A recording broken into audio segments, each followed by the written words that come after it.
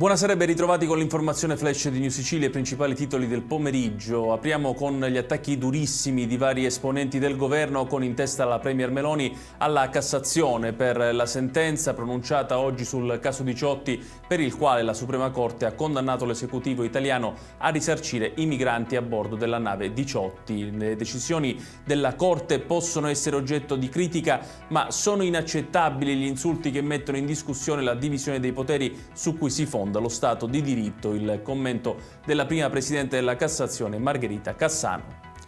Visita in Sicilia per il Ministro della Cultura Alessandro Giuli, che ha passato la giornata a Catania, dove ha visitato la Porta delle Farfalle di Antonio Presti a Librino, accompagnato dal sindaco trantino.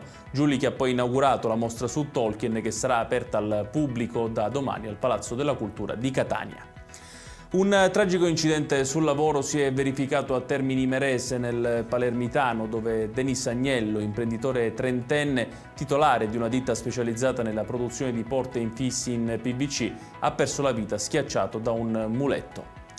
Adesso il calcio, con la sentenza del Tribunale Federale Nazionale che ha inflitto al Messina una penalizzazione di 4 punti in classifica, inibiti per 3 mesi anche i vertici societari. Il Tribunale che ha deciso contemporaneamente anche l'estromissione dal campionato del Taranto per ripetute violazioni amministrative. E chiudiamo con il meteo. Anche la giornata di domani sarà contraddistinta dal maltempo in Sicilia, cieli coperti e piogge su tutta la regione, ma senza fenomeni particolarmente intensi se non nel catanese, territorio per cui la Protezione Civile ha diramato l'allerta meteo gialla.